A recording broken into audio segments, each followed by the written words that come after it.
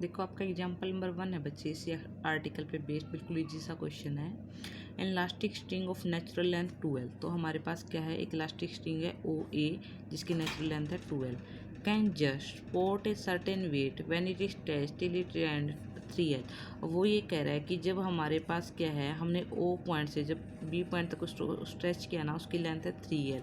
ठीक है, अब देखिए पूरी 3L और OA 2L है, तो AB कितना बचा, L ही बचा ना।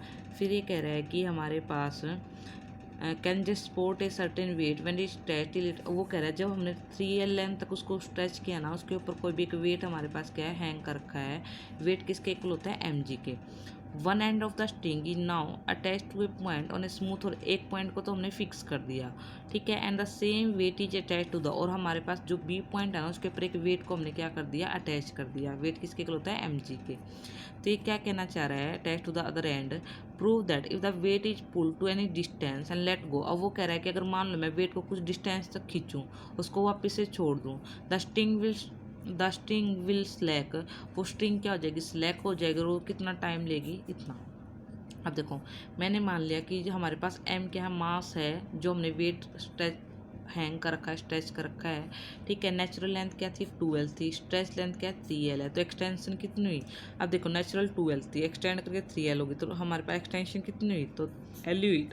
अब टेंशन क्या होता है, टेंशन हमारे पास एक तरह का फोर्स है, और फोर्स किसके कारण लग रहा है, जो ये वेट हमने हैंग कर रखा है वो किसके इक्वल होगा, टेंशन इक्वल टू में mg, मास इंटू में एक्सेलरेशन। ठीक है, तो हमारे पास क्या हो जाएगा, और यहाँ पे एक्सेलरेशन है वो ड्यू टू ग्रेविटी होगा, तो एक ही जगह पे क्या आ जाएगा, g। अब देखो लेकिन टेंशन क्या होती है, लैम्डा इंटू में एक्सटेंडेड लेंथ l है, और बाय नेचुरल लेंथ 2L है। तो यहाँ से आपके पास लैम्डा की वैल्यू आ जाएगी, l से तो l कट गया, और लैम्डा की वैल्यू आ गई 2mg। अब वो कह रहा है कि जब हमने A पॉइंट से B पॉइंट तक स्ट्रेच किया, मैंने मान लिया P पॉइंट पे हम पहुँचे स्ट्रेच करते करते, और वहाँ पे जो P पॉइंट है ना, वो कितना स्ट्रेच हुआ है, x डिस्टेंस तक स्ट्रेच हुआ, और जो A भी है वो हमारे पास देर का उसका एम्पलीट्यूड क्या है, A है, और OA की जो हमारी नेचुरल लेंथ थी वो क्या थी, 2L थी। अब देखो हमें पता है कि फोर्स किसके इक्वल होता है, मास इंटू एक्सेलरेशन के, और यहाँ पे फोर्स किस फॉर्म में है, टेंशन की फॉर्म में है। तो यहाँ से क्या आ जाएगा, m d2x/dt², mass into acceleration equal to minus का t, और t क्या होता है हमारे पास, टेंशन। एक्सटेंडेड लेंथ कितनी है इस केस में हमारे पास, इस केस में इसलिए इसने t दिखा रखा है, और इस केस में t डैश इसलिए दिखा रखा है क्योंकि अलग केस करके दिखा हुआ है P पॉइंट तक का। तो यहाँ पे ये कह रहा है टेंशन हमारे पास क्या है, t डैश है। ठीक है, अब देखो यहाँ पे है ना वो टेंशन, वो क्या होगी, लैम्डा इंटू में एक्सटेंडेड लेंथ कितनी इस बार, एक्स लेंथ एक्सटेंडेड है, और बाय में नेचुरल कितनी है, 2L है। तो बच्चे जब हम इसको इंटीग्रेट करेंगे, तो यहाँ से हमने मान लिया कि जो ये कॉन्स्टेंट है इसको नाम दें μx का, और ये इक्वेशन किसकी होती है, सिंपल हार्मोनिक मोशन की। तो इसने दिखा दिया जो हमारा मोशन हो रहा है वो सिंपल हार्मोनिक मोशन हो रहा है। ठीक है, अब वो ये कह रहा था कि हमें तो वो टाइम निकालना जब हमारे पास क्या है, वो क्या हो जाएगी, स्लैक हो जाएगी।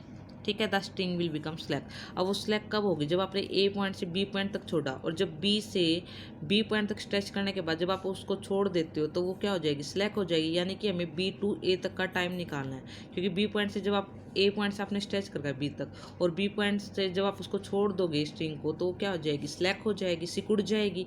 तो क्योंकि पहले आपने उस चीज़ को एक्सटेंड कर, जैसे आप उसको छोड़ोगे तो सिकुड़ेगी ना। तो यहाँ से B to A का आपको टाइम निकालना है, तो B to A का टाइम आपको पता ही है क्या होएगा, यहाँ पे A डैश, यहाँ पे B डैश। हमें पता है कि B to A का टाइम क्या होगा, 1 2 3 4, यानी कि 1/4 ऑफ द टाइम पीरियड। और टाइम पीरियड हमारे पास क्या होता है, 2π में रूट म्यू होता है, और रूट म्यू की आपको यहाँ पे वैल्यू पता ही है। रूट म्यू की आपके पास वैल्यू क्या आई थी, रूट म्यू की वैल्यू आई थी रूट लैम्डा बाय में 2Lm, यही आई थी ना। तो यहाँ से आ जाएगा, इस 2 से 2 कैंसिल, π/2, और म्यू की वैल्यू हमारे पास क्या है, g बाय में l है।